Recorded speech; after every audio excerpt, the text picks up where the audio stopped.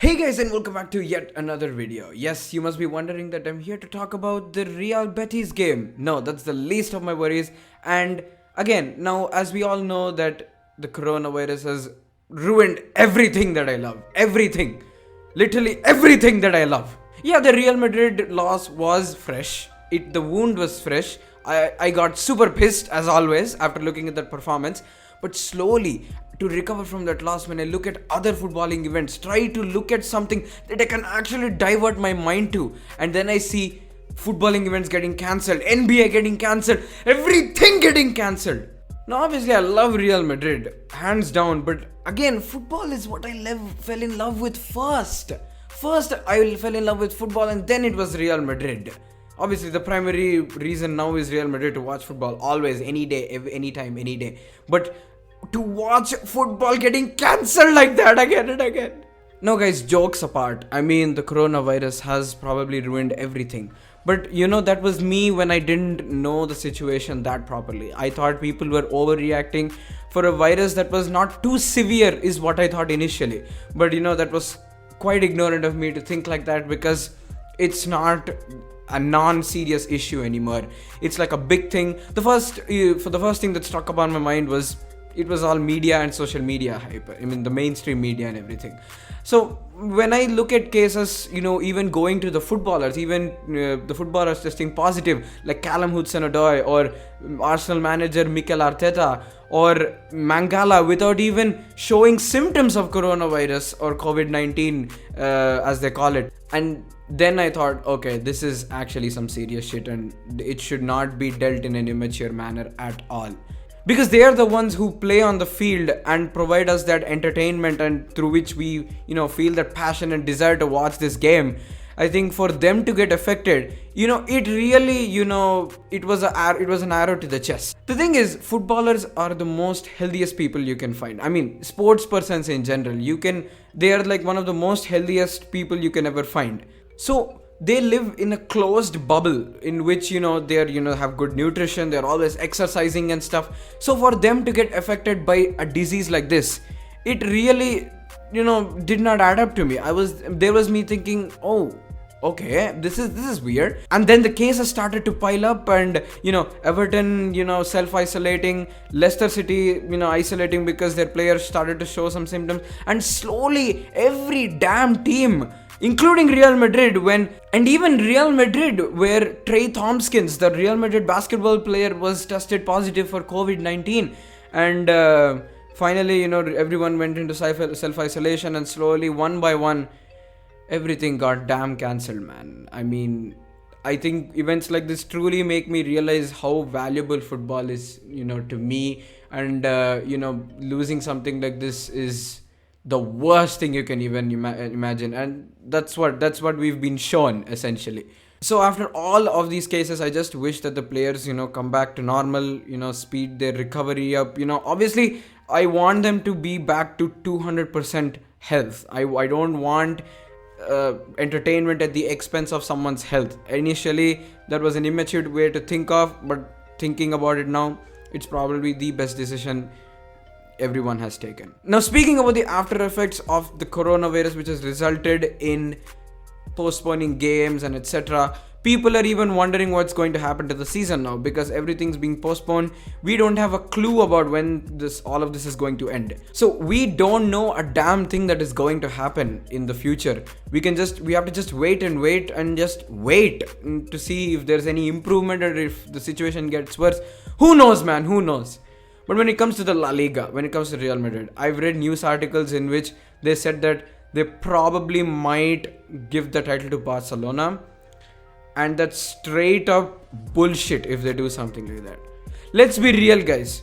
Barcelona or Real Madrid, at this point in the La Liga, don't deserve to be called decisive winners right here. Okay, let me make that point really clear. When you watch Barcelona play, you think that they're a pile of shit. How do you think they're playing the Champions League? And then you watch Real Madrid play against Real Betis the other day, you would think that, oh shit, this is actually Real Madrid. This is actually the Real Madrid that I'm watching.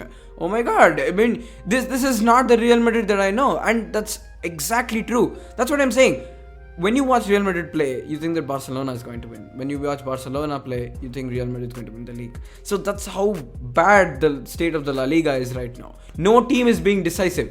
Can you imagine that if Barcelona win every game from now on, and if they do get to be crowned champions in the future, they win with 81 points, 81 damn points. And 81 points was the same points that a Manchester United under Mourinho, the sluggish and slow Man United, in 2017-18 season, they finished second with 81 points behind Manchester City, who were 85. So, a Manchester United under Mourinho got 81 points, and here we are struggling with 81 and 79 points. If Real Madrid does go on to win the league, they'll win with 79 points, which is just really bad and is not really a great position to be in when it comes to Real Madrid. And yeah, talking about the other possibility, which is the season might go null and void. I really hope that the season doesn't go null and void, because it's bullshit, man. I mean, everyone's at loss. The fans are at loss. The league is at loss. I read an article where they said they might be losing out on a possible 700 million euros if they cancel the season and declare it as a null and void. I mean, it also applies when the rest of the fixtures doesn't happen and even Barcelona goes on to win. But, I'm just, stating the obvious here, if anything.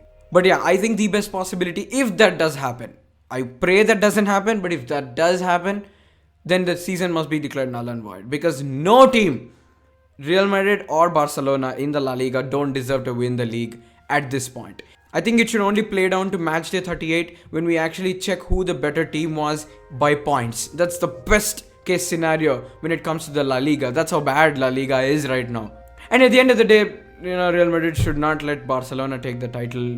They already did it by losing against Real Betis. They put themselves at risk yet again. We love doing that, and we've done that again.